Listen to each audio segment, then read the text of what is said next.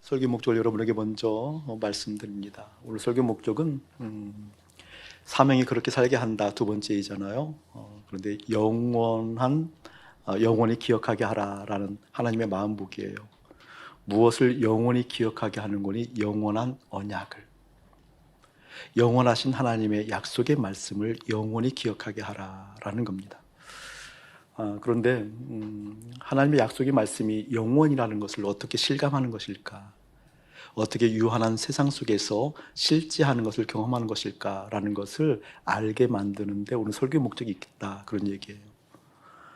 지난주에 하나님께서 저희들에게 사명이 그렇게 살게 한다 첫 번째로서 성실한 마음에 대해서 하나님의 마음 보았잖아요. 성실한 마음을 원어로 보게 되어지면 레바부, 그것을 헬라어로 얘기하게 되어지면 뭐죠? 카르디아. 목사님도 그럴 수 있어요. 간혹 우리 집 주소를 제가 잊어버리니까. 카르디아. 목사님 왜 잃어버리는 거니? 세상과 나는 간 곳 없기 때문에 그래요. 카르디아. 그러니까 레바브 카르디아를 왜 성실한 마음이라고 해석을 했을까, 번역을 했을까라고 살펴보게 되어지니까 레바브, 그건 히브리어고 헬라어로 카르디아는 어떤 뜻을 가지고 있는 거니? 가장 깊숙한 마음, 우리의 속사람을 의미해요. 가장 마음 중에서 가장 깊이 있는 마음, 그 마음을 레바브라고 얘기하는데 그것을 성경은 뭐라고 그랬다? 성실한 마음이다. 그러니까 레바브에는 어떠한 의미가 깃들어 있는 거니? 그곳에는 하나님이 계시한다, 그 뜻이에요. 하나님께서 우리를 만드셨을 때 우리와 함께 거하고 싶고 함께 교제하고 싶으셨는데 우리의 존재, 육인 우리 존재 가운데 어떻게 우리와 함께 교제를 하게 되어지는 거니? 그 마음, 카르디아, 레바브에 거하셔서, 우리의 가장 깊숙한 속사람에 거하셔서 우리와 교제하기를 원하시거든요. 그러면서 우리 지난주 한번 보았던 것이 하나님께 충성한다고 그랬잖아요. 충성이라는 단어가 뭐라고요? 말레. 그것도 원어적 시각으로 보게 되어지면 어떤 의미를 가지고 있는 것이 채워져 있다. 어떻게 채워져 있는지 풀로 가득 채워져 있다. 충성의 의미가 좀 대단한 게 잘 해석된 것 같아요.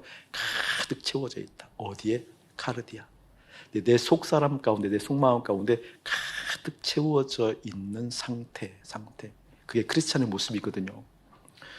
그런데 크리스찬이라고 한다면 그걸 다 소원하죠. 예수를 믿기 때문에, 주님으로부터 구원을 받았기 때문에, 주님으로부터 대속의 은혜가 있기 때문에 내 마음에는 주님 계셔야 됩니다. 주님이 왕 되셔야 됩니다. 주님이 저의 제1현실입니다. 라는 소원을 가지고 있음에도 불구하고 안 되잖아요. 안 되는 이유가 첫 번째, 표면적으로 보게 되어지면 어떤 이유 때문에 그러는 거니? 우리는 눈만 뜨면 세상이 보이는 사람들이거든요. 왜? 육신의 옷을 입고 있기 때문에. 육신의 옷을 입고 있기 때문에 눈을 뜨면 세상이 보이는 거거든요. 들으려고 하지 않아도 들려요. 큰 소리가, 사나운 소리가, 시끄러운 소리가, 세상에 이것이 옳다라고 주장하는 소리가, 이것이 있어야 돼 라고 강요하고 이끌어가는, 세상에 가치 있다고 여겨지는 소리들이 들리는 거거든요. 그렇잖아요. 우리가 피부로 느끼는 게 있어요. 피부로 느끼는 것이 무엇이 있는 거니? 이것이 부족해서 죽을 것 같아. 이것이 있으면 참 좋을 것 같은데, 저것이 채워지면 좀 더 행복할 것 같은데, 이것이 구비되지 않는 이유가 뭘까? 왜 이것이 준비되지 않은 걸까? 이것이 왜 예비되지 않는 걸까? 라고 피부로 느끼잖아요. 그러니까 육을 통해서는 눈만 뜨게 되어지면 세상이 보여요. 오히려 세상이 가득하지요. 그 가득한 세상이 내 속에 채워지지 않는 불만족이 항상 있죠. 가득한 세상은 보이는데 그 채워지지 않아서 행복하지 않은 그런 두려움, 뭔가 낙오될 것 같은 상실감, 두려움들이 가득하죠. 그렇기 때문에 오히려 카르디 안에 주님을 모시고, 그리고 그 주님만 가득 채워진 충성된 모습을 이 세상 속에 살고 있기 때문에 어렵다, 그 뜻이 어렵다. 이게 왜 어려운 것일까? 정말 어렵고 말 것인가? 어려움으로 마침표 찍을 것인가? 아니요. 오늘 말씀을 통해서 여러분에게 세상 속에 있지만 그러함에도 불구하고 우리 심령 가운데 주님이 왕 되셔서, 그 주님께서 길을 내시고, 그 주님께서 우리에게 새 힘 주셔서, 그 주님께서 우리를 이끌어가는 역사를 아울러 함께 보게 만드는 것이 오늘 설교 목적이다, 그 뜻이에요. 하나님의 영원한 약속의 말씀, 영원한가 실제인가? 영원한 말씀이 실제라고 한다면 나의 모습은 어떻게 바뀔 것인가? 영원한 약속의 말씀이 실제 내 삶 가운데 보여진다고 한다면 나의 모습은 무엇을 꿈꿀 것이고 무엇을 향해 달려갈 것이며 어떻게 바뀔 것인가? 그 길에 있어서 믿음을 쓰게 만드는 것이 오늘 설교 목적에 있어요. 약속의 말씀은 영원하단다. 영원히 그 말씀을 기억해야 된단다. 라는 것을 지향할 수 있도록 그것에 믿음을 쓰게 만드는데 오늘 설교 목적이 있습니다. 그런 믿음의 역사가 사랑하는 여러분의 심령 가운데 한 사람 한 사람 들어오기를 주님의 이름으로 축원합니다. 오늘 말씀 7절에 보게 되어지면 그날에 그랬어요. 그날이 굉장히 중요해요. 네모 쳐놓으세요. 그날에 다윗이 아삽과 그의 형제를 세웠대요. 사역자로 만들었다는 거죠. 사명자로 만들었다는 거죠. 사명을 주었다는 거예요. 사명을 준 다음에 먼저 여호와께 감사하게 하여 이르기를이라고 얘기하고 있는데 그날은 어떠한 날인 거니?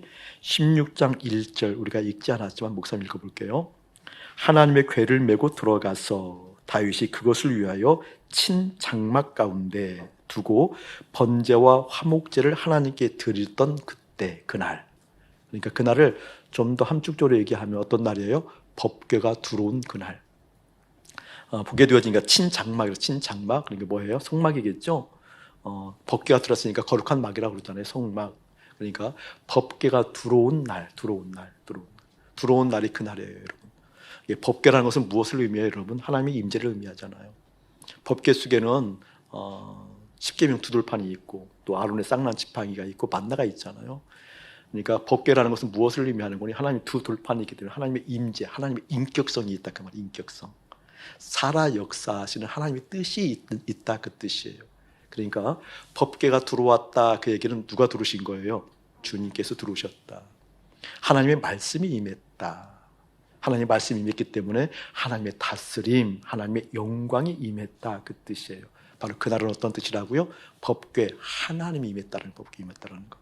자, 법궤를 보게 되어지면 법궤 뚜껑은 어떻게 되어 있어요? 법궤는 그룹이라는 그룹, 천사 달개로 이렇게 되어 있잖아요. 천사 달개로. 천사 달개로 무엇을 덮었는 거요? 말씀이 그 속에 있고 주님의 역사하신 그 속에 있는 거잖아요. 자, 우리 카르디아라고 지금 얘기를 했어요. 이 카르디아를 얘기했는데 마음 가장 깊숙한 곳이에요. 이 깊숙한 곳은 무엇이 있어야 된다고요? 주님이 계셔야 되잖아요. 그게 바로 법궤 쉽게 말하면. 근데 이 법궤를 들어온 날 보게 되어진 친장막, 성막이 어디에 들어가 있어요? 법궤가 원래 지성소에 들어가 있잖아요. 이게 카르디아는 지성소를 의미해요. 아멘. 지성소는 카르디아. 이게 카르디아는 뭐냐? 가장 깊숙한 마음에는 누가 계셔야 된다고? 하나님. 바로 그 하나님이 계시는 그것 보고 지성소라고 얘기해요. 지성소. 지성소에는 주님만 계시는 거예요. 하나님만 계시는 거예요. 그렇게 계시도록 천사의 그룹 날개가 그 뚜껑을 덮고 있어요.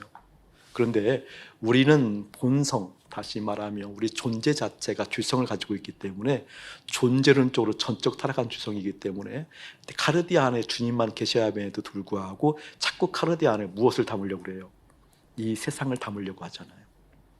이 세상이 담겨져 있어야 안심하잖아요. 그렇죠? 그러니까 이 카르디아 안에 다른 것이 담기면 담길수록 어떻게 된다? 더러워진다 뜻이에요. 더러워진다. 제가 예전에 그 갈비를 굉장히 좋아했어요. 갈비찜. 지금은 잘 안 먹어요. 신경 쓰지 않아서 돼요. 잘 안 먹어요. 예전에 많이 좋아했는데 한의원에 가니까 먹지 말래요. 그게 별로 안 좋다고. 그래서 저는 그런 의사들이 참 미워요. 갈비찜을 보면 그 냄새가 향이 좋아요. 갈비찜 향이 참 좋아서 그걸 즐겨 먹었는데 요즘 안 먹어요. 근데 예를 들면 제가 이렇게 양복을 이제 맞춰서 하나 입고 왔는데 지금 그렇다는 얘기가 아니라 예를 들어서 입고 왔는데 갈비찜을 누가 대접해줘서 먹다가 그 갈비찜 맛있는 국물이 쏟아졌어요. 그러면 갈비찜도 더러워졌다고 얘기를 하고 이 양복도 더러워졌다고 얘기를 하는 거거든요. 맞죠? 이게 더럽다라는 것은 여러분 정말 더러워서 더러운 것도 있지만 있어야 할 곳에 있지 않은 것 보고 더럽다고 얘기하는 겁니다. 이 카르디아 안에 주님만 계셔야 되는데 카르디아 안에 다른 것이 담겨져 있는 것이 더럽다 그 뜻이에요. 내 자녀가 결코 더럽지 않지요. 내 가정이 결코 더럽지 않지요. 주님을 향한 헌신, 마음 씀씀이 선한 것들 결코 더럽지 않죠. 그런데 그것이 어떻게 카르디아 안에 담기게 되어지면 내 속사람 마음 가장 깊숙한 곳에 담기게 되어지면 그것 보고 한다? 더러워진다 그 뜻이 더러워진다. 이게 법궤가 들어온 날, 다시 말하면 지성소에 법궤가 들어왔다는 것은 뭐예요? 지성소가 깨끗이 청소된 날. 다른 의미로 얘기할까요? 내 마음의 가장 깊숙한 곳에 청소된 날. 할렐루야. 오, 할렐루야. 근데 여러분 정직하게 한번 주님 앞에 대면해서 보라고요. 내가 예수를 믿으니까, 주일날 나와서 예배를 드렸으니까, 내가 찬양을 하니까, 때로는 주님을 사랑한다고 고백하니까 정말 카르디아노도 깨끗한지 아닐 거려 아마. 주님을 사랑한다고 고백해도 이 카르디아 안에 내 속사람에서 욕구하는 것은 분명히 다른 것이 많이 있을 거요. 내 속사람은 가장 깊숙한 것은 여러분의 재정을 구하고 자녀가 잘 됨을 구하고 가정의 행복을 구하고 기타 여러 가지 등등 아름답다고 여기지는 것들, 이것이 있으면 좋아라고 표방하는 것들이 내 마음에 언제든지 깃들 수 있고 얼마든지 깃들 수 있다. 그런데 성경은, 하나님의 마음은 그것 보고 죄, 그것 보고 뭐라고 얘기한다? 더러워졌다고 얘기합니다. 어쨌든 지금 법궤가 그렇게 지금 지성소에 들어왔어요. 지성소에 들어왔어요. 마음을 두 가지 측면에서 얘기하거든요. 가장 깊숙한 마음이 있고 또 내 마음, 혼적인 마음이 있어. 마음. 그 뭐 성소라고 얘기해요. 성소. 그러니까 성경에서 마음을 얘기할 때 성소와 지성소가 있어요. 성소, 지성. 그 성막을 보게 되어지면 그 밖은 뜰이라고 얘기하잖아요. 근데 내 마음의 지성소에 법궤를 모시려고 하면 반드시 성소를 거쳐야 돼요. 성소를 거칠 때 성소를 들어가게 되어지면 동쪽에 서쪽으로 이렇게 문이 나 있잖아요. 동쪽에서 서쪽으로 이렇게 들어가게 되어지면 왼편에 7촛대가 되어져 있잖아요. 7촛대. 등잔이라고 그러죠. 7촛대. 거기를 여러 가지 해석을 하게 되어지고 재밌게 은혜를 받았던 성막 강의가 우리가 있었어요. 그렇죠? 지금 새로 오신 분들은 들은 지가 하도 오래됐는데 성막 강의가 참 하나님 은혜 가운데 출애굽 우리가 강의할 때 은혜를 받았던 부분들이거든요. 근데 왼쪽에 보게 되면 7촛대가 있는데 그것을 한마디로 요약하게 되어지면 거기는 뭐예요? 성령의 조명, 다시 말하면 빛이 있잖아요. 빛. 성령의 조명, 빛이 있어요. 7촛대를 의미한다는 건 쉽게 얘기하면 분별이라는 것을 얘기하잖아요. 분별. 그러니까 내가 카르디아 안에 예수님이, 내 안에 주님이 계신다는 것은 무엇을 의미하는 거니? 주님으로만 분별이 가능합니다는 신앙의 고백이 실제가 되었다 그 뜻이에요. 또 빛이라는 것은 조명해 주기도 하지만 빛 자체만 보이는 거거든요. 이 카르디아 안에 주님이 계십니다라는 것은 무엇을 의미하는 거니? 빛 되신 주님만 보입니다. 아멘. 그리고 그걸 통과해서 카르디아 다시 말하면 지성소에 들어가는 거거든요. 성령의 7촛대를 통하여서 여러 가지 권능적인 측면도 얘기할 수 있지만 그것은 한참 후의 일이고 실제 본질의 얘기는 뭔거니? 내 삶의 모든 분별의 기준점은 당신 하나님이십니다. 내 삶 속에서 보이는 분은 하나님이십니다. 내 눈에 자녀가 보이는 게 아니고 돈이 보였던 것이 아니고 내 눈에는 당신, 빛 되신 주님만 보입니다라는 실제의 관계. 할렐루야. 성막에 들어가게 되어져서 성소에 들어갔을 때 오른쪽에 보면 떡상. 떡이 12개, 6개씩 놓여져 있거든요. 이스라엘 12지파를 의미해요. 떡상을 의미한다는 것은 여러 가지 의미도 있지만 함축적으로 한마디로 하게 되어지면 무엇을 통해서 만족하냐라는 거예요. 무엇을 통해서. 나는 주님을 통해서 분별하는 인생이고요. 주님, 나는 주님으로 만족하는 사람입니다. 이러한 저러한 것이 있어야 만족될 줄 알았습니다. 이것이 채워져야, 저것이 채워져야, 저것이 있어야 나는 행복한 인생인 줄 알았습니다. 이 정도 캐리어를 가져야 나는 대우받는 사람인 줄 알았습니다. 그런데 내 인생은 주님으로 만족하는 사람입니다. 이게 떡상이에요. 그 성소, 그리고 지성소에 들어간 그 칸막이, 커튼 앞에 뭐가 있는 거니? 금향단이 있잖아요. 금향단. 그건 꺼지면 안 되거든요. 그 향을 하나님께서 흠향하셨다. 냄새를 맡고 좋으셨대요. 그것은 무엇을 의미해요? 기도를 의미해요. 기도를 의미하는데 그 기도가 무엇을 의미하는 거니? 마음을 의미해요. 마음. 이 금향단에서 그 향기가 올라갔다는 건 내 마음을 주님 앞에 올려드리는 거예요. 어떠한 마음 올려드리는 거예요? 나는 주님을 의지합니다. 주님을 통해서 만족합니다. 나는 주님을 통해서 분별하고 주님이 나의 빛입니다. 라는 마음을 올려드리고 어떻게? 지성소, 카르디아, 다시 말하면 법궤가 놓여져 있다 그 뜻이에요. 할렐루야. 이게 법궤가 두른 날이라는 것은 무엇을 의미하는, 그렇게 내 삶이 갖추어져 있다는 것이잖아요. 자, 이러한 소원이 여러분에게 다 있죠. 근데 문제는 잘 안 된다는 거잖아요. 항상 그래, 항상.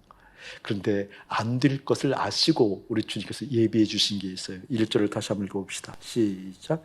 하나님의 궤를 메고 들어가서 다윗이 그것을 위하여 친 장막 가운데 두고 번제와 화목제를 하나님께 드리니라. 번제와 화목제 줄 쳐놓으세요. 여러분, 그것이 안 되기 때문에 번제가 필요하고 화목제가 필요하다 그 뜻이에요. 번제는 어디서 드려요? 성막, 다시 말하면 성소에 들어가기 전에 뜰에서 번제, 재물을 잡는 거잖아요. 불태워서 주겠다 그 뜻이에요. 들어보실래요, 여러분? 이 번제는 속죄제를 의미해요. 죄를 사함받았다는 것을 의미하는데 번제를 그냥 드리는 게 아니거든요. 제물을 가져오게 되어준 피를 다 빼고 내장을 다 빼고 태워버리고 그 다음에 뼈를 다 발라내고 각을 뜨잖아요. 각을 떼서 태워서 죽이잖아요. 태워서 죽이잖아요. 그러니까 그 제물이 곧 나를 의미하잖아요. 여러분. 나를 죽일 때 그냥 대충 죽이는 게 아니라 어떻게 세밀하게 각을 뜬다라는 거예요. 내가 욕구하고 있는 것, 내가 바라고 있는 것, 내가 지향하고 있는 것, 이것이 있으면 좋을 것 같아 라고 여겼던 것, 그러한 것들이 어떻게 각을 뜨듯이 세밀하게 죽었다 그 말이에요. 주님, 나는 주님이 내 안에 계셔야 되고 주님만을 바라보고 주님만을 의지하고 주님을 만족을 통해서 내 마음에 그렇게 되어져야 되는데 안 돼요. 안 되는 이유도 있잖아요. 그래서 세밀하게 각이 떠져서 어떻게 주님 앞에 번제단을 통하여서 올려졌다라는 겁니다. 바로 그날이에요. 그날. 그렇게 되어진 그날. 할렐루야. 자, 그것을 통하여서 어떤 관계가 형성되어지는 거니? 하나님과 회복되었다 이렇게 얘기해. 회복되었다. 그러니까 법궤가 두른 날이라는 것은 번제와 화목제를 통하여서 누구와 관계가 회복되었다? 하나님과 관계가 회복된 날 그 뜻이에요. 그날은. 자, 2절 한 목사 읽어볼게요. 다윗이 번제와 화목제를 드리기를 마치고 나서 그 다음에요. 두 번째죠. 여호와의 이름으로, 다른 이름이 아니에요. 하나님의 이름으로 백성에게 축복하고. 저를 보세요. 성경의 원리는 굉장히 중요합니다.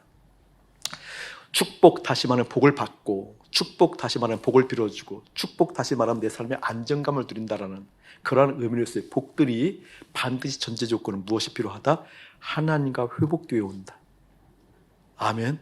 하나님과 회복 뒤에 온다. 그렇다 한다면 복에 대해서 주목할 일이 아니고 어디에 먼저 주목해야 된다? 하나님과 관계에 주목하는 여러분 지혜가 열려지길 축복합니다. 자, 축복했어요. 여기는 아침 목사에게 그런 복이 있기 때문에, 그런 은혜가 주어졌기 때문에 저는 사랑하는 우리 교우들을 축복했으면 좋겠어요. 어떤 사람들을요? 회복한 사람들을. 그냥 무턱대고 축복하면 그게 뭐예요? 속이는 거예요, 여러분. 목사의 직임을 잘못 감당하고 있는 거거든요. 회복함이 없는 사람에게 어떤 복에 대해서 자꾸 이야기하는 것은, 여러분, 그것은 사이비 내지는 이단 내지는 그것은 하나님을 우상화시키는 목사와 똑같습니다. 그렇게 만들어주지 마시고 또 그렇게 되지 아니하도록 여러분 기도해 주셔야 돼요. 목사는 회복되지 않은 사람에게 먼저 회복을 권면하는 거예요. 하나님과 관계를 권면하는 거예요. 죽어야 됩니다. 당신 마음 가운데 이것이 깃들면 안 됩니다. 오히려 이것이 빠져나가야 됩니다. 이것이 꼭 있어야 되는데 아니요, 그 자리는 주님이 계셔야 됩니다 라고 말할 수 있는 목사가 되어져야 됩니다. 여러분은 그걸 기도해 주시고 그렇게 회복한 하나님의 사람들이 어떻게 복을 빌어주는 그 복의 통로가 되어지는, 그래서 하나님의 마음, 하나님의 생각, 하나님의 임재, 하나님의 권능, 하나님의 함께하심, 하나님의 평강, 아직 7번 안 됐어요. 하나님의 놀라운 은혜가 깃들어질 기회를 축복합니다. 아멘. 축복했다, 축복. 자, 3절을 읽을게요. 이스라엘 무리 중 남녀를 막론하고 각 사람에게 떡 한 덩이와 야자 열매로 만든 과자와 건포도로 만든 과자 하나씩을 다 나누어 줬대요. 그리고 나서 세 번째 4절 보게 되어지니까 또 레위 사람을 세웠대요. 자, 보세요. 하나님의 원리예요. 회복이 먼저다. 너희들의 마음 가운데 내가 누구인지 알아야 돼. 아니, 나하고 친밀할수록 하나님의 영광, 하나님의 임재가 있어. 그 다음에 어떻게 하나님께 반드시 복을 주셔요. 그 다음에 어떻게 해요, 여러분? 사명을 주셨다 그 뜻이에요. 사명. 그러니까 우리는 이 세상으로부터 주님에게로 부름받아서 주님으로부터 공급받는, 예수님과 함께 명예를 메고 그분의 온유한 성품을 받는 주님의 마음을 내 마음 가운데 깃들어져 있는, 그래서 주님의 마음이 흡족한 나에게 주님과 함께 더불어서 어떻게 파송, 보내심을 받는 사명이 있다 그 뜻이에요. 아멘. 이 사명 내용도 4절에서부터 6절까지 읽어보게 될 저를 보세요. 물론 레위인들을 지금 여기 나와 있지만, 대표 나와 있지만 이 사명의 내용, 목적이 무엇이고니 항상 하나님을 찬송한대요. 하나님을 높였대요. 주님을 노래한대요. 여러분, 입만 열면 노래하는 것도 있죠. 뭐예요? 선남 선녀는 결혼일 것이고, 우리 고3짜리들은 대학일 것이고, 여기 있는 목사는 부흥일 것이고, 여러분의 가장들은 집안의 안정일 것이고, 이게 망한다 그 뜻이에요. 그건 보내심 받은 것이 아니다 그 뜻이에요. 항상 어떻게? 사명이라는 것은 주님을 노래하는, 전능자의 하나님을 노래하는. 그래서 무엇이 필요한 거예요? 그래서 회복이 필요한 거예요. 그 회복을 통해 주님께서 함께 하신 꿈을 가지고 그 꿈이 이루어지는 복을 받고 어떻게 주님께서 함께 나아가 주님의 역사를 보는 그 파송의 역사가 여러분에게 있기를 원합니다. 그날이라는 것은 간단하지 않다 그 뜻이죠. 이런 것을 총체적으로 함께 묶은 그날에 다윗이 아삽과 그의 형제를 세웠대요. 바로 법궤가 임한 그날 어떻게 사명이 무엇인지 일깨워지게 하셔서 그 사명으로 살아가는 모습을 통해서 오늘 영원히 기억한다는 것이 어떤 의미인지 깨달으려고 해요. 자, 첫 번째 중요한 거예요. 자, 그날에 다윗이 아삽과 그의 형제를 세웠대요. 먼저 세모 쳐놓고 별표하는 데 먼저 해야 될 것이 이거구나. 자, 1번 해놓고 먼저 별표 해놓고 1번 먼저 여호와께 감사하게 하여 줄 그어놓으세요. 먼저 어떻게? 여호와께 감사하게 하여. 할렐루야. 여러분, 이 감사는 진부하게 듣지 마세요. 실제적으로 깨달아야 돼. 감사가 무엇인지. 여러분, 감사는요 정말 주님의 마음, 주님의 복을 받는 열쇠예요. 열쇠. 이 감사는 여러분 정말 감사가 어떠한 그 보석과 같은 그런 어떤 진술한 걸 깨달아지게 되어지면 감사하지 못하는 것에 대해서 여러분 통탄할 일.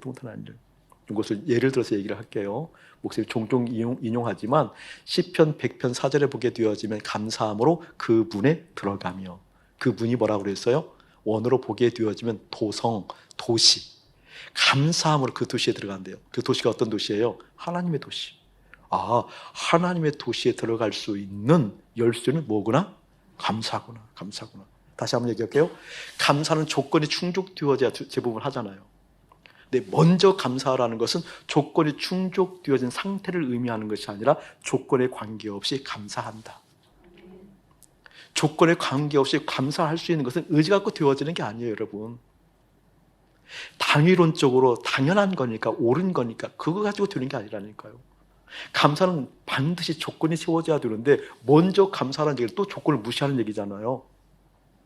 그래서 여기는 무엇을 의미하는 거니? 역사를 주관하시는 하나님을 믿을 때에만 조건에 관계없이 감사할 수 있다 그 뜻이에요. 역사를 주관하시고 주장하시는 하나님을 믿을 때 내가 생각하는 조건들이 충족되지 않았다 할지라도 역사를 주관하시는 하나님이라고 한다면 뭐 할 수 있다? 감사할 수 있다. 그래서 신앙은 뭐예요? 주님을 믿는 거잖아요. 주님을 믿는 것이 어떠한 것이에요? 역사를 주관하시는 하나님을 신뢰하는 거잖아요. 시간표를 진행하시고 그 시간표, 타임테이블을 이끌어 가시는 그 하나님의 역사를 내가 믿습니다. 큰 테이블을, 다시 말하면 역사를 주관하시는, 이끄시는 그 하나님을 내가 믿습니다. 아멘. 그 역사 속에서는 내가 생각하는 방향이 아닐지라도, 나에게 충족되지 아니한 뭔가 우울한 일이 있다 할지라도 이 큰 틀 안에서 주님의 역사를 신뢰할 수 있는 것이 믿음이에요. 할렐루야. 그것입니다. 이 사명이라는 건, 다시 사명은 뭐예요? 카르데가 확인됐어요. 성소에서 7조 때와 12개의 떡상이 확인되었어요. 금향단이 확인되었어요. 그렇죠? 그 사람들이 사명을 받고 나가는 거예요. 그럼 이때부터 뭐 하는 거예요, 여러분? 다시 말하면 역사를 주관하시는 하나님을 믿는다는 뜻이에요. 근데 이게 여러분 좀 본질적으로 잘 생각하셔야 되거든요. 그걸 계속해서 목사님 도전할까? 하나님께 요즘 저의 마음을 지배하는 것이 그런 내용이에요. 굉장히 우울해요, 목사님 요즘. 근데 우울해도 주님께 감사해요. 마음이 정말 무거워요. 무거워도 주님을 바라보고 감사해요. 왜냐하면 신앙의 함정에 빠지는 사람들이 참 많이 있기 때문에 그래요. 어디에서 신앙의 함정에 빠지는 거니? 바로 이 부분에서 신앙의 함정에 빠지거든요. 역사를 주관하신 하나님을 믿지 않아요. 이런 의미예요. 예를 들면 우리 한국 사회가 좀 이렇게 있는데, 한국 사회가 예를 들면 망한다. 그럼 망한다는 개념이 있었을 때 한국 사회가 망하게 되어지면 크리스찬으로서 내 정체성도 망하는 것일까? 아니라고 그랬죠. 그게 이제 역사를 주관하시는 하나님을 믿을 때만 가능한 거거든요. 이스라엘이 애굽에 망하기도 해요? 안 망해요? 망하잖아요. 바벨론을 망하잖아요. 아수르는 망하잖아요. 아수르도 망하게 되어지고 바벨론도 망하게 되어지고 애굽에도 망하게 되어져요. 그렇죠? 이게 망했을 때, 이스라엘이 망했을 때 그 망한 상태를 가지고 역사를 주관하시는 하나님을 믿는다고 한다면, 망했어요, 예를 들면. 그래서 그 망한 것을 이제 벗어나야 되잖아요. 그게 수도 만들잖아요. 망한 것을 극복하기 위해서 아수르를 대항하고 애굽을 대항하기 위해서 군사력을 키운다. 아수르에 대해서 잘 그 정세 분석을 해서 그걸 대항할 수 있는 국력, 다시 말하면 경제를 키운다. 그들을 이길 수 있도록 뭔가 생각이 잘 정돈되어지니까 교육을 키운다. 그 관점이 아니었죠. 성경에 보면 바벨론을 망하면, 애굽에 망하면 그들을 대항하려고 준비하는 것이 먼저가 아니고 뭐였었죠? 하나님과 관계를 먼저 살펴보았잖아요. 아멘. 그럼 여러분 그냥 그걸 적용하자고요. 한국 사회가 어렵다 쳐. 예를 들면 정치가 어렵고 경제가 어렵고 코로나19 문제로 팬데믹 현상이 와서 전 세계가 어렵다고 쳐요. 안 믿는 사람은 또 사회적 조직은 그렇다 치더라도 믿음의 사람들은 뭘 준비해야 되냐고요? 뭘 봐야 되냐고요? 어떤 중요도가 부여되어야 되냐고요? 말씀을 그대로 보기를 축복해요. 하나님과의 관계를 먼저 살펴보기를 주님의 이름으로 축복합니다. 그래서 오늘 말씀을 보게 되어지면 주의 얼굴을 구하라. 주의 능력을 구하라. 능력 자체가 아니라 여호와와 그의 능력을 구하라. 그의 능력을 구하라. 할렐루야. 여러분 이제 설교를 잘 분별하셔야 돼요. 판단하라는 의미가 아니에요. 이제 헷갈리는 시대가 됐더라고요. 제가 어제 우연히 우리나라의 복음을 이야기하시는 유명한 목사님들이 계셔요. 일산에도 그 영향을 끼치는 목사님들이 있고 젊은 목사님도 있고 또 서울에도 큰 몇만 명 모이는 하여간에 복음을 이야기하는 교회들이 있는데 제가 너무 마음이 아픈 거예요. 아, 여기 있는 목사가 갈수록 고립될 수도 있겠구나라는 생각이 들어져요. 왜? 똑같은 복음을 얘기하는데 끝이 다릅니다. 달라요. 여러분 제가 좀 설명을 드릴 때 잘 헤아르셔야 돼요. 제가 어제 어떤 설교를 들었는군요. 이런 설교를 들었어요. 여러분 하나님을 사랑해야 됩니다. 맞거든요. 그분이 괄괄하신 분이에요. 무지 파워가 있는 분이거든요. 하나님을 사랑해야 됩니다. 맞죠? 마음과 뜻과 정성을 하나님을 사랑해야 됩니다. 올인해야 됩니다. 그러나 하나님께만 올인하는 것이 성경이 아닙니다. 내 이웃을 내 몸과 같이 사랑하라고 그랬습니다. 맞아요, 틀려요, 여러분? 성경에서 얘기했잖아요. 제1계명 하나님 사랑하라. 제2계명은 내 이웃을 사랑하라. 했어요, 안 했어요? 복음을 잘 알아들어야 돼요. 하나님을 사랑하고 이웃을 사랑하라는 것은 성경에는 그런 의미가 아니에요, 여러분. 잘 생각하셔야 돼요. 하나님 사랑하고 이웃을 사랑하는 그 주체가 누구예요, 여러분?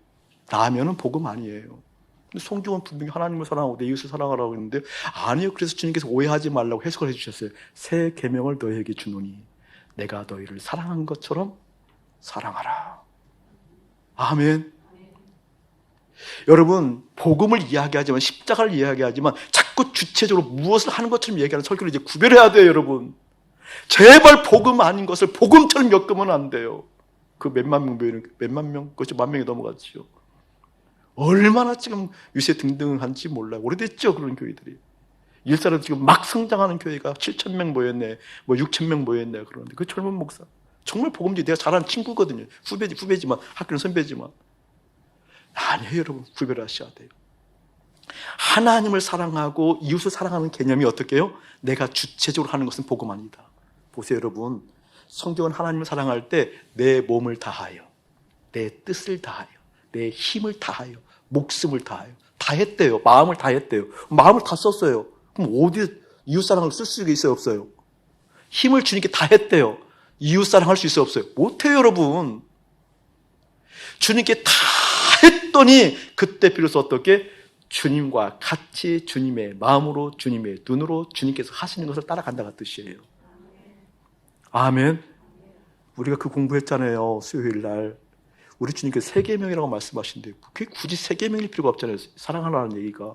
사랑하는 얘기를 그때부터 지금까지 눈을 들었는데 주님께 다시 말씀하세요. 내가 너에게 세 계명을 주노니. 중요한 의미예요. 내가 너희를 사랑한 것처럼. 그게 세 계명이에요. 내가 너희를 사랑한 것처럼 어떻게 흉내? 아니요. 주님의 마음으로 들어갔을 때에만 어떻게? 주님의 눈이, 주님의 마음이 띄어진다. 그때 어떻게? 흡복한 그들이 축복을 받는 것처럼, 복을 받는 것처럼 복받고 파송되어지는 거다. 그 원리가 잃어버리지 아니하기를 예수님의 이름으로 축복합니다. 여기서 말하는 감사라는 감사. 역사를 주관하신 하나님. 역사를 주관하신 하나님께서 내가 믿습니다. 지금 내가 망해가는 것 자체를 통해서 주님께서 역사를 주관하지 아니하시고 내가 이것을 대비하려고 하는 이런 얼토당토하는 신앙의 형태에 대해서 돌이켜지는 역사가 있기를 주님을 축복합니다. 신앙의 본질을 가야 돼요, 본질. 이 신앙의 본질이 무엇인지 정확하게 알아야 돼요. 자, 두 번째, 여기를 한번 읽어보고 좀 더 얘기를 할게요. 8절, 9절 한번 우리 함께 합독하지요. 시작. 너희는 여호와께 감사하며 그의 이름을 불러 아리며 그가 행하신 일을 만민 중에 알릴지어다. 그에게 노래하며 그를 찬양하며 그의 모든 기사를 전할지어다. 자, 위에 먼저 여호와께 감사가 1번 했죠. 2번은 이렇게 해야 돼요. 8절 보게 되어지면 그가 행하신 일을 만민 중에 알릴지어다. 2번이에요. 또 똑같은 얘기죠. 8절에 보게 되어지면 그의 모든 기사를 전할지어다. 같은 2번이에요. 같은 2번. 중요한 거예요. 전화 한번 보세요, 여러분. 알린대요. 전한대요. 근데 주님께서 행하신 놀라운 일들을, 크신 일들을 알린다라는 거죠. 우리 토부 원형학교 아이들 보게 되어지면 그 교과 과목 중에 성경 교과 과목 중에 하나가 어떤 과목이 있는지 복음 스피치라는 과목이 있어요. 그러니까 복음을 진술할 수 있어야 돼요. 그것을 어떻게 훈련하는 거니? 설교가 선포되어지면 설교를 가지고 나에게 이 설교가 어떻게 실제되었는지 그것을 풀어내서 이야기하는. 근데 그러함에도 불구하고, 그런 훈련을 받음에도 불구하고 아이들에게 실제 복음 자체가 실제되어지지 못하는 경향도 있어요. 그래서 이제 코로나가 이제 시작돼서 못했는데, 아니었으면 이제 중산 공원에 가서 실습하는 시간도 있어요. 예를 들면 나의 복음을 실제로 얘기하는 거예요. 얘기하는 거죠. 하나님께서 나를 어떻게 바꾸었는지, 하나님을 통해서 내가 어떻게 변화되었는지, 변화 차원을 넘어서 거듭난 다시 태어난 실제가 어떠한 것인지라는 것을 어떻게 이야기할 수 있어야 되는 거거든요. 그런 이제 복음 스피치 시간이 있는 거예요. 저는 여러분들에게 주의 이름으로 권면하고 확인해 보기를 원하는 것은 무엇인고요? 정말 여러분에게 실제 행하신 큰일이 무엇인지 진술할 수 있어야 된다는 거예요. 이게 주님께서 행하신 큰일이 있어요. 놀라운 기사가 있어요. 주님께서 행하신 놀라운 역사가 있어요. 이것은 너무나 객관화시켜서 뭔가 세상을 기웃뚱거릴 만한 큰 일들을 주님께서 행하신 기사라고 생각하는데, 나에게 그런 일이 없다고 한다면 나하고 상관없지요. 나에게 하나님이 어떤 일을 행하셨냐고요, 여러분. 여기는 목사는 진술할 수 있다니까요. 나에게 행하신 주님의 기사가 있어요. 여기 있는 목사에게 주님께서 행하신 놀라운 큰일이 있다니까요. 그것을 알린다라는 거예요. 어떤 사람들이요? 법궤, 다시 말해 주님과 회복된 사람들이 주님을 의지하고 주님이 비치고 주님을 만족하고 주님께 내 마음이 있기를 원하는 그 사람들. 그래서 주님께 감사하는 역사를 주관하시는 하나님 믿는 사람들은 반드시 뭐있다? 나를 그렇게 바꿨기 때문에 이렇게 따라가는 거겠죠. 나를 새롭게 했기 때문에 이렇게 따라가는 것이 있겠죠. 여러분에게 그 복음의 진술이 실제 열려지지 않았다고 한다면 그냥 대충 넘어가지 말라고 얘기하는 거예요. 주님, 내 인생 가운데 오셨는데, 주님 내 삶 가운데 오셨는데, 주인님이 전능하신 하나님이 우주 만물을 창조하신 하나님이 오셨는데, 내가 도대체 내 삶 가운데 어떤 일이 일어나는 거야 되는 거죠? 어떻게 내가 바뀌어야 되는 거죠? 라고 실제 대변하기를 예수님이 축복합니다. 요한복음 16장 지난 수요일 설교가 여러분 굉장히 중요한 설교거든요. 목사에게 마지막까지 주님과 함께 있게 되어지면서 갈등하고, 그리고 미심쩍었던 부분들이 고쳐지고 수정되어져서 주님을 신뢰하는 친밀한 관계에 나가게 된 결정적인 목사에게서 터닝포인트가 되어지는 믿음의 지점이 요한복음 16장이었어요. 근데 지난주에 딱 그 시간이었잖아요. 요한복음 16장 보게 되어지면 잘 납득이 안 되는 본문이거든요. 우리 주님이 가끔 14절부터 얘기해. 14장부터 내가 간다. 내가 가는 것은 그냥 가는 것 아니야. 내가 가게 되어지면 너희들이 그 거처를 예비하러 가. 그리고 다시 올 거야. 염려하지 마. 이런 얘기를 하거든요. 근데 예수님과 함께 계속 거하던 제자들이 예수님이 뜬금없이 간다고 그러고 십자가에 죽는다고 그러고 그러니까 근심이 있죠. 근데 16장에 와서는 급기야 뭐라고 하는 거니? 내가 가게 되어지면 너희들 출교당해. 출교. 아, 이게 말이에요? 여기서 해야 될 얘기 않을게요, 그러면요. 말이 또 뭐가 있잖아요. 그게 툭 튀어나버렸어요. 그 말이냐고, 여러분. 아, 출교 당한다고. 내가 이제 가는데 너희들 출교 당할 거야. 라고 얘기해요. 죽임을 당할 거야. 기정사실화 해버리는 거거든요. 그러면서 또 이상한 말씀을 하셔요. 근데 내가 이런 얘기를 한다고 너희들이 근심한다, 이상하다, 이렇게 얘기를 하는 거거든요. 너희들 출교당한다고 얘기하고 내가 근심당한다고 얘기하는데, 아니 너희들 죽임당한다고 얘기하는데 너희들 근심하고 있어? 왜 근심해? 라고 묻는 거예요. 여러분 근심 안 하게 됐어요 지금? 여러분 유대 사회에서 출교는 우리가 생각하고 있는 사회생활을 못한다, 좀 부적응자다 이런 정도가 아니라니까요. 완전하게 사회생활을 못하는 거예요. 완전하게 사회생활을 못하는 거예요. 죽임을 당하는 거예요. 그런데도 불구하고 근심하지 말라고 얘기하는 거거든요. 그래서 16장에 보게 되면 뭘 말씀하는 거니? 너희들이 근심하지 말고 너희들의 삶 가운데 실족당하지 않게 하기 위해서 성령께서 그 대안으로 너희에게 오실 거야. 아, 그럼 기뻐해야 되잖아요. 성령께서 너희들이 출교당하는 일이 있고 죽임당하는 일이 있어. 너희들 근심하지 마. 성령께서 오시게 될 거야. 그러면 출교당할 만한 일들을 막아주셔야 되는 거잖아요. 죽임당할 만한 일들을 막아주셔야 되는 거잖아요. 근데 그 16장에 보게 되면 성령께서 뭐라고 말씀하시면 그건 아랑곳하지 않냐고. 너희들이 출교를 당해 성령이 와도 성령이 오셔도 너희들의 삶 가운데 죽임을 당해. 그런데 성령이 오시게 되어지면 그때에도 출교당하고 죽임당해도 마음이 실족당하지 않을 거야. 그 뜻이에요. 이걸 아멘을 해야 되는 것인지. 그 뜻이란 그 뜻. 여러분, 믿음이 무엇인지 봐야 돼요. 성령의 권능, 다이너마이트 같은 두나미스, 영광이 임하게 되죠. 목사님도 예전에 성령 사역하면서 되게 많이 했거든요. 돌파! 예수 믿는 사람들은 문제야, 염려야, 나사란 예수 그리스도를 명하여 떠나갈지어다. 믿음의 사람들이 가는 것을 누가 막을 소냐? 문제는 떠나갈지어다. 돌파하는 것이 믿음이다. 누가 우리의 앞길을 막을 소냐? 성령의 역사를 생각했잖아요. 몸이 힘들고 어려운 사람들 예수 그리스도를 명하여 일어날지어다. 등에 채찍 맞음을 인하여 나음을 주셨다. 성령의 권능을 일어설지어다. 어둠의 세력아 나사란 예수 그리스도를 명하여 떠나갈지어다. 귀신아 떠나! 라는 얘기를 얼마나 많이 했냐고요. 실제 일어나게 됐죠. 그런 능력들이. 얼마나 많은 귀신이 떠나가고 얼마나 치유사역들이 일어났어요.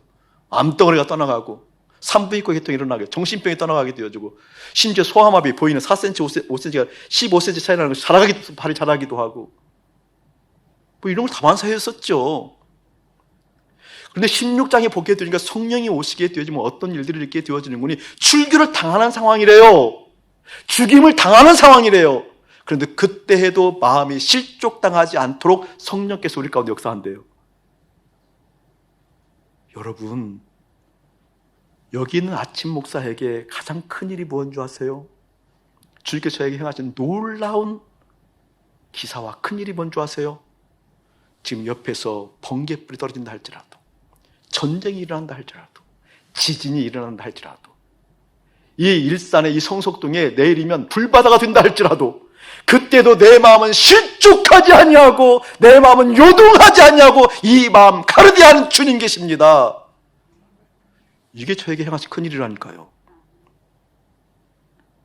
여기에 지진이 일어날 때 지진이 멈추고, 전쟁이 일어날 때 전쟁이 맞아주고, 전쟁을 막을 수 없다 할 때 포탄이 어때? 포탄이 15도 각도로 흐트러져서 저쪽 송승희 집사한테 가고, 김정일 선택 할까요? 그게 큰일이라고요? 아니요. 첫째 기근이 일어나고 첫째 전쟁이 일어나 할지라도 그때 내 마음 요동하지 아니하고 내 마음 실족하지 아니하고 주님 바라보는 것이 성령의 역사다. 할렐루야. 여러분의 인생 가운데 무엇을 자랑할 거냐고요. 여러분의 인생 가운데 무엇을 주님 앞에 펼쳐보고 많은 사람들이 그 기사를 얘기할 거냐고요. 많은 사람들은 이런 스펙이 갖추어져야 돼, 이런 가치 가운데 있어야 돼, 이런 정도 기반이 있어야 돼, 이런 정도 사이즈가 있어야 돼 라고 얘기하지만 그것 없어도 아무 상관없어 라고 하는 그 안심, 그 어떠한 상황 가운데 놓여져 있다 할지라도 내 마음 흔들릴 수 없어 라고 얘기하는 그 놀라운 은혜를 받기를 예수님의 이름으로 축복합니다. 여러분, 스데반이 그랬잖아요. 수요일도 얘기했지만 스데반. 여러분, 스데반 집사를 보게 되어지면 참 귀한 분이에요. 보니까 참 귀한 분이에요. 스데반이 돌 맞아 죽어가면서 웃으면서 죽어가요. 그러니까 우리는 스데반이 돌 맞아 죽었다 그러면 예수 믿을 때 어떤 감각이 있는 거는, 와, 나 그 고통 참기 어려워. 그 고통 좋아하는 사람이 누가 있겠어요. 스데반이 웃으면서 죽었기 때문에, 와, 우리 주님께서 성령의 역사로 말미암아 돌 맞아 죽어도 그 고통을 감하신 모양이다, 없는 모양이다. 그런 뜻 아니에요, 여러분. 거기에 스데반이 돌 맞았다고, 오, 돌 맞으면 아파야 되는데 아프지 않네, 그래서 씩 웃었다고요? 그건 정신병이에요. 그건 정신병. 그 뜻이 아니라니까. 물론 그 고통도 감하신 하나님 맞아요. 그걸 부정하는 게 아니에요. 그런데 거기서 말하고자 하는 핵심은 그게 아니라니까요. 지금 스데반의 마음 가운데 돌 맞아 죽어요. 어떤 상황에서? 예수를 전하다가, 어떤 상황에서 나에게 행하신 놀라운 일을 전하다가, 주님의 이름을 열심히 하다가, 그러면 우리 주님께서 살아 역사하신다 한다면 모든 장애물들은 다 걷어가셔야 되잖아요. 내 살이 사역을 취하는 것이 아니라 주님의 영광을 위해 살아가는 길 가운데 그런 걸림돌, 그런 것은 돌파하게 만들어 주셔야 되잖아요. 그런데 그런 상황 가운데 죽어가는 스데반의 마음 가운데 주님께서, 성령께서 오셔서 말씀하시는 거예요. 지금 이 상황은 너에게 잘못이 있는 것이 아니야. 오히려 세상이 죄가 있단다 라는 것을 통해서 스데반의 마음을 확증을 얻는 거예요. 얻는 거예요. 우와, 내가 잘못한 것이 아니고 내 잘못 때문에 그런 것이 아니고 내 마음에 죄가 있는 것이고 세상에 죄가 있는 거구나. 스데반이 뭐라고 그래요? 하나님, 저들의 죄를 용서하여 주옵소서라고 죽잖아요. 그래도 나는 그런 일 당하면 안 돼. 예, 당하지 마세요, 여러분. 그러나 이것만은 꼭 당하셔야 돼요. 내 마음에 확증이 일어난 그 확증. 세상과 나는 간격도 없고 구속한 주만 보인다는 그 믿음.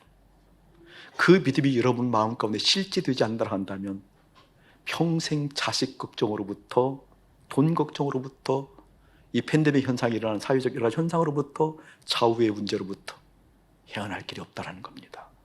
어떠한 문제가 발생된다 할지라도 어떻게 나는 주님으로 인하여 내 마음 든든히 서 있습니다. 그 은혜가 사랑하는 여러분의 심령 가운데 깊이 일어나기를 예수의 이름으로 축복합니다. 그걸 이야기하는 거예요. 여러분 삶 가운데 도대체 바꾸어진 것이 뭐예요? 삶이 좀 좋아졌다고요? 경제적으로 좀 피었다고요? 여러분 삶 가운데 건강이 좀 회복됐다고요? 삶의 자리에서 어느 위치에 올라갔다고요? 아니요. 어느 한 날 흔들리기도 하고 어느 한 날 무너지기도 하고 어느 한 날 더 꼽히기도 하겠지만 그럼에도 불구하고 그것이 우리 삶의 결정적인 하나님의 은혜가 아니다. 그걸 얘기하고요. 한 구절 더 봅시다. 9절, 10절은 10절, 11절은 다음에 한번 더 설교를 하게 될 거예요. 12절, 13절 한번 읽어보세요. 시작. 그의 종 이스라엘의 후손 곧 택하신 야곱의 자손 너희는 그의 행하신 기사와 그의 이적과 그의 입의 법도를 기억할지어다. 3번 하고 입의 법도를 기억할지어다. 그의 입의 법도를 기억할지어다. 읽어놓으세요. 첫 번째는 뭐가 있었어요? 감사가 있었어요. 두 번째는 뭐가 있었죠? 알려드는 거예요. 세 번째는 뭐예요? 기억한다라는 거예요. 무엇을? 법도를. 그게 중요한 말씀이죠. 들어보세요. 주님 법궤가 들어온 날이에요. 내 가장 깊숙한 곳에 카르덴에 들어온 날이에요. 그러니까 법도를 기억하라는 것은 뭐예요? 기억하지 않을 수도 있다는 거잖아요. 잊어버릴 수도 있다는 거잖아요. 잊어버리기 때문에 무엇이 있었다고요? 번제단이 있었다는 거예요. 번제. 그렇죠? 번제가 있었다는 거예요. 이 법도를 기억한다는 의미를 잘 여러분 생각하셔야 돼요. 이게 여기에 영원한 약속이 있게 되면 어떤 일들이 있게 되어지는가? 정말 흔들리지 않는 인생이 되어줄 수 있는 것인가? 라는 것. 며칠 전에 목사님 여러분에게 엽서 보냈던 내용 중에 하나가 요나에 대해서 보냈죠. 요나에게 하나님께 특별하게 말씀하셨어요. 특별하게. 하나님이 특별하게 말씀하셨는데 주의 영을 통해서 특별하게 말씀해요. 요나야, 아수르의 수도인 니느웨를 내가 사랑한다. 내가 그것을 회복해서 이곳에 내 영광을 깃들기를 원한다. 라고 말씀하시면서 특별하게 요나에게 말씀하셨어요. 누가 말씀하셨다고요? 하나님께서 말씀을 하셔서 말씀. 근데 요나가 불순종해요. 왜 불순종했죠? 개인적 감정 때문에. 개인적 감정 때문에. 여러분, 이 개인적 감정이 주의 말씀을 기억해도 영향을 드러내지 못하게 합니다. 여러분의 감정이 굉장히 중요한 거거든요. 사실은 감정 소중한 거잖아요. 감정 존중받아야 돼요. 감정은 보호받아야 되는 건 맞아요. 감정은 이해받아야 돼요. 그럼에도 불구하고 진리에 반드시 통제되어져야 되는 것이 감정입니다. 아멘. 진리에 통제받지 못하는 감정은 여러분 굉장히 우매하거든요. 요나가 얘기했잖아요. 어떻게 우리를 다스리고 우리를 지배하는 아수르가 어떻게 그 아수르의 수도 니느웨이가 주님의 사랑을 받을 수 있습니까? 여러분, 악감정을 가지고 있어요. 이 감정이 주님의 말씀을 왜곡한다. 여러분, 이 감정이 이렇게 돼 있게 되어지면 우리가 수가 바로 틀려진다고 얘기하잖아요. 바로 배반해요, 여러분. 제가 직접적인 예를 들을게요. 한번 대답해 주셔야 돼요. 여러분, 일본에 대한 감정 어떠세요? 일본이 북받기를 원합니다. 오, 할렐루야. 좀 더 깊이 들어가 볼까요? 북한은 어떠세요? 북한이 막 경제적으로 복을 받고 주님의 은혜가 깃들고. 여러분 어떠세요? 저는 개인 감정 없는데요. 그러나 민족 감정이 있습니다. 이렇게 얘기하는 건가요? 그런 거. 조금 더 좁혀볼게요. 좌우가 굉장히 목사님 요즘 많이 우려를 많이 하고 있습니다. 어쩌면 복음을 얘기하면서도 불구하고 좌우를 그렇게 얘기하는지. 여러분 솔직히 여러분 개인 감정 얘기해 보세요. 어떤 정권이 좋으세요? 우파가 좋으세요? 좌파가 좋으세요? 그 감정이 있어요? 없어요?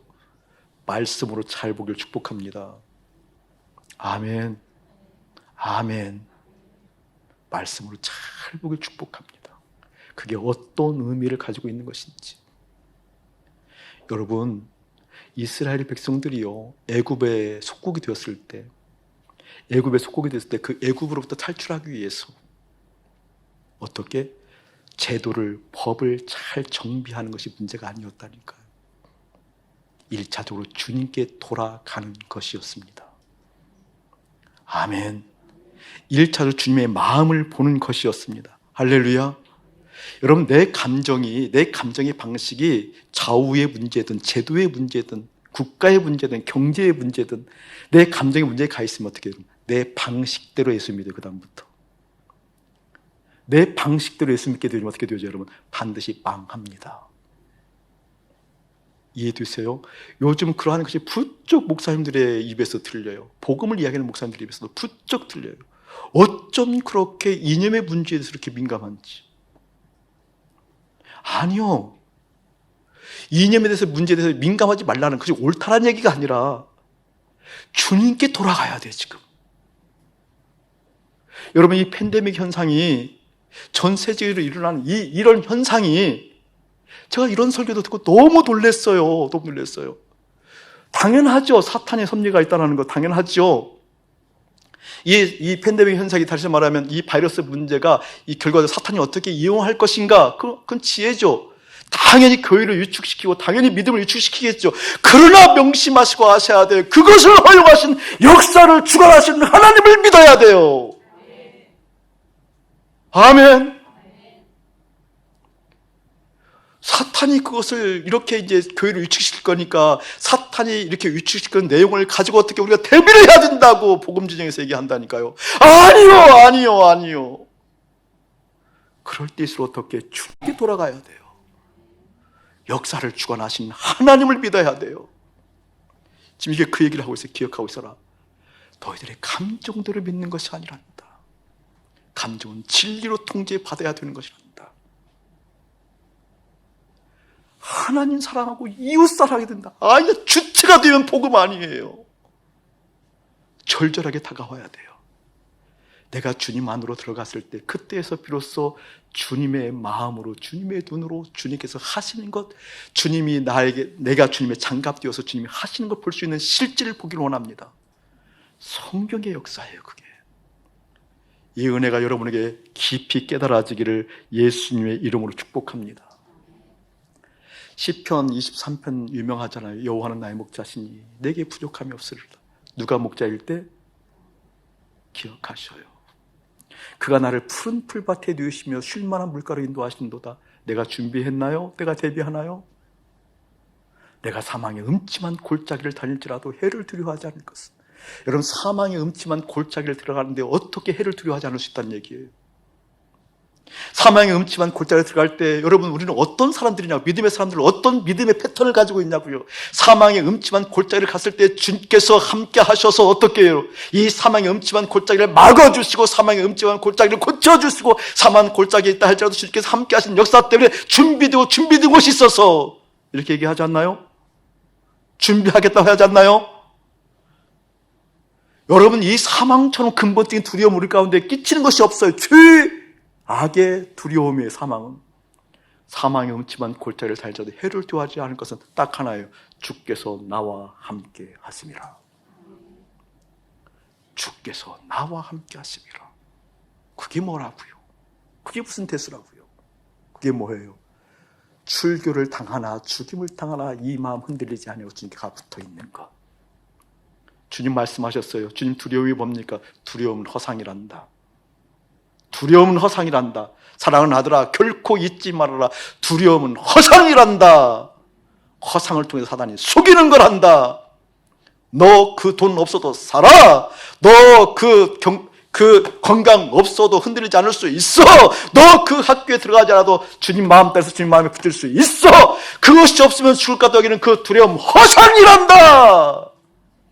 아멘. 그 약속의 말씀을 기다려야 돼. 주님, 우리 가정이 이것이 없으면 죽을 것 같아요. 두려워요. 그것 없어도, 출교를 당해도, 죽임을 당해도 너의 마음은 실족당하지 않을 수 있단다. 그게 믿음이단다. 그 말씀을 기억하라는 거예요. 여호와는 나의 목자시니 내게 부족함이 없으리다. 그가 나를 푸른 초장에 누우시며 쉴 만한 물가로 인도하시는도다. 내가 사망의 음침한 골짜기를 달릴지라도 해를 두려워하지 않을 것은 주께서 나와 함께 하심이라. 주의 지팡이와 막대기가 나를 안위하시나이다. 그때 비로소 어떻게 해야 돼요? 내 원수의 목전에서 내게 상을 차려주시고 기름진 밥상을 차려주시고 할렐루야, 내 잔이 넘치나이다 고백할 수 있는 여러분 심령 튀어줄 예수님 축복합니다. 이것을 한마디로 요하께서 예화를 하나 드리려고 해요. 이제 믿음을 쓸 수 있는 때가 어느 때인지 알아야 돼요. 믿음을 쓸 수 있는 때를 구별해야 돼요. 믿음을 언제 써야 되는지 봐야 돼요. 아멘.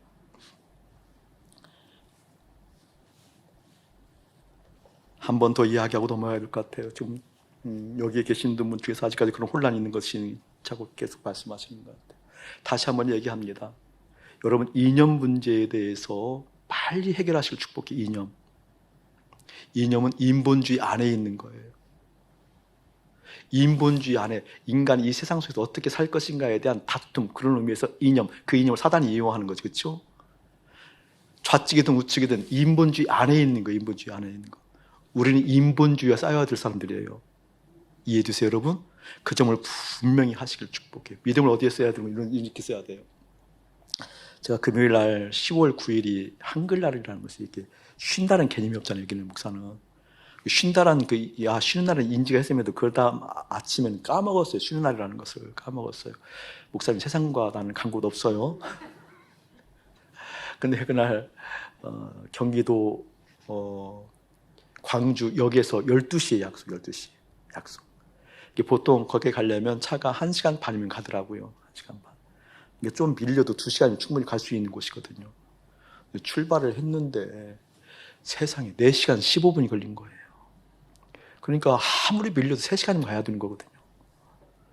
와, 간만에 한글날 쉰 날이라고 그 길만 다 보인 것 같아요. 도로에 차들이 꽉 차 있더라고요. 근데 문제는 거기서 중간 약속 장소였거든요. 중간 약속. 약속이 틀어지면 계속 틀어지는 거잖아요. 또 이제 어떤 일 때문에 일이 진행되어져야 되는데 이제 우리가 늦게 되어지면 그 일들이 진행이 안 될 수도 있어요. 여러 사람들이 이제 피해를 보는 거죠. 마음이 불편해지기 시작하는 거죠. 마음이 불편해질 때 그때는 여러분 믿음을 써야 되잖아요. 자, 이때 여러분의 믿음이 쓰는 방식. 주님, 제가 우화로 얘기할게요. 주님, 이 차에게 갑자기 날개가 쑥 솟아나서 차가 파닥거리고 올라가면서 공중을 상쾌하게 올라가서 약속 시간에 도착하기를 원합니다. 예를 들면 그런 의미잖아요. 우리의 믿음의 패턴은 문제 돌파할 때. 또 어떻게 얘기하게 되는 거니? 이 차들이 꽉 막혔는데 갑자기 홍해가 갈라지듯이 쫙 갈라져서. 여러분 인생에 돈이, 예를 들면 재정이 꽉 막혔을 때 하는 기도를 보시라고요. 건강이 꽉 막혔을 때 하는 기도를 보라니까요. 여러분 관계가 꽉 막혔을 때 하는 기도를 보라니까요. 그 패턴이 어떤 패턴이냐고요. 믿음을 어떻게 쓰냐고요, 여러분. 그것이 고쳐지고 낫게 되어지고 달라지게 되어진다는 그게 믿음을 쓰는 거 아닌가요? 목사님에게 큰일 행하신 주님 저는 안다니까요. 분명하다라니까요. 그때 믿음을 쓰는 법을 저는 알아요. 그때 믿음을 썼어요. 실제 어떻게 믿음 쓰는지 아세요? 주님, 내가 지금 때문에 마음이 불편해요. 이 약속이 늦어지면 여러 가지 것들이 좀 복잡해지고 많은 사람들이 좀 여러 가지 좀 곤란할 수 있어요. 많이 복잡하잖아요. 힘들잖아요. 그때 믿음을 느꼈다니까요. 주님, 여기에 마음 빼앗기지 않게 하옵소서. 지금 주님께 마음 드립니다. 마음 썼다니까요. 믿음 썼다니까요. 이해되세요? 돈 문제 금방 발생하고 금방 죽을 것 같은데 그걸 외면하는 소리가 아니라니까요. 믿음을 어떻게 써야 되는지 알아야 된다니까요. 아멘. 이게 여차에서 12시에서 이쪽에서 좀 모여야 할 시간 있는데 그쪽에서 늦춰서 자기들끼리 12시 반에 시작하기로 했어요. 예를 들면. 근데 여차에서 12시 29분에 도착했습니다. 이때는 일부는 많이 놀래주던데 확실히 수준 차이가 납니다. 역시 일부가 준비된 사람들이 많았어. 2시 29분에 도착을 했다니까요. 2시 29분에 도착했기 때문에 좋다는 의미를 말하는 게 아니에요. 믿음을 쓰는 지점이 어디인지, 믿음을 어떻게 써야 되는지. 할렐루야. 그때만 비로소 어떻게 당신의 약속의 말씀이 영원하니까. 그 약속의 말씀이 실제 나를 이끌어가는 것이니까. 그 약속의 말씀이 실제 나를 바꾸어가는 역사가 있으니까. 나 그것을 신뢰하고 믿음을 이렇게 씁니다 라고 얘기하는 한 사람 되어지기를 주님의 이름으로 축복합니다. 주님은 그냥 크신 게 아니라 창조주시잖아요. 제가 그분을 믿고 그분이 우리 예수님을 통하여서 당신의 자녀 삼아주시다고 얘기하잖아요. 그럼 정말 그게 믿기워지면 이제 의탁하는 법들을 길러야 돼요. 아멘. 역사를 주관하신 하나님을 신뢰하는 법들을 터득해 나가야 돼요. 정말 주님이 내 안에서 역사하신 것이 무엇인지 보는 그 믿음이 여러분 삶 가운데 열려져야 돼요. 이런 일 저런 일 발생할 때마다 움찔움찔거리고 두려워하고 염려하고 근심하는 내 존재를 주 앞에 내던지고, 정말 이 카르디 안을 가운데 주님이 계셨어. 옆에서 천둥벌락이 임한다 할지라도 어떻게 요동하지 아니하는 그 실제의 믿음이 역사한다라는 것. 그 실제의 믿음이 어떻게 영원하신 약속의 말씀이 실제라는 것을 경험한다라는 것. 꼭 경험하기를 주님의 이름으로 축복합니다. 어떻게 살아부터 생각하지 말고 하나님의 약속의 말씀이 이것이었어부터 생각하기를 축복해요. 오늘 말씀 보게 되어지면 읽지 않았지만 40절 넘어가게 되어지면 상번제라고 나와요. 상번제가 무엇이었느니 아침 저녁으로 예배를 드리는 거예요. 번제를 들고 화목제를 들고 상번제를 드리는 상번제. 그 상번제가 우리가 예전에 이 강의를 하게 되었을 출애굽 강의를 하게 되었을 너무 은혜가 돼서 그때부터 우리 교회가 아침 저녁으로 기도하는 것이 그때 생긴 거예요. 카톡으로 아침에 말씀으로 올리고 기도하고 저녁에 9시 기도하고. 이 상번제의 원리에 여러분 그냥 한 게 아니에요. 목사님, 날마다 그 주님을 생각하는 거구나. 날마다 그 주님 바라보는 거구나. 그 주님의 약속의 말씀을 잊지 아니하려고 어떻게 말씀이 흘러가야 되기 때문에 말씀 나눔이 있는 거예요. 성경적으로 부부가 나누고 가정이 나누고. 항상 잃어버리는 우리이기 때문에 그걸 기억하기 위해서 어떻게 댓글 달으라고 얘기하는 거예요. 그냥 나온 게 아니에요. 그 신학적 기반이 있는 거예요. 그렇게 하는 거구나. 주님께서 역사하시는 그 속에 내 삶 가운데서 실제 그분께서 하시는 것이 무엇인지 봐야 되는 거구나. 코로나19 문제가 되어지면서 지금 이제 구글이나 큰 데에서는 그 모형들이 그렇게 나오더라고요. 열도 이제 팔목에서 되는 거 알죠, 여러분? 얼굴을 통해서 우리 한국에 되어 있지만 이제 큰데 큰 슈퍼 같은 데는 이 팔목을 대면은 열이 나와요. 뭐 의미 드는 게 있어요, 여러분? 예상 드는 게? 예상 드는 게 있어요, 여러분? 자연스럽게 그런 세계로 올라간다니까요. 그러면 그것을 대비하기 위해서, 그걸 무너뜨리기 위해서 구글을 무너뜨리고 그 법을 정비하기 위해서 막 투쟁하고 싸우고 이게 아니라니까요. 그걸 하지 말라는 소리가 아니라 거기에 온통 마음 빼앗겨 있는 역사를 주관하신 하나님을 잃어버리는 것이 문제라니까요. 아멘. 역사를 주관하신 하나님 앞에 돌이켰을 때 빌립보서 4장 6절 7절 말씀하잖아요. 너희들은 아무것도 염려하지 말고 모든 기도와 간구로 감사함으로 하나님께 아뢰라. 그리하면 너희 마음과 생각을 지키시리라. 할렐루야. 아멘. 주님께 마음 온통 쏟았더니 주님께서 그때 투쟁하라면 그때 투쟁하라니까요. 그때 주님께 온통 마음 가 있는 사람은 내가 너희를 사랑한 것처럼 사랑한다는 그 사랑이 깨달아져요. 그때는 미움에 기반하지 않아요. 어느 정권이 들어와도 어떤 이념이 와도 여러분 지금 사단한테 속고 있는 것들이에요.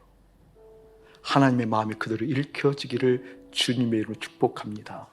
나 주님 바라보는 하나님 사람이 있었어. 주님께서 나를 장갑으로 사용하셨어.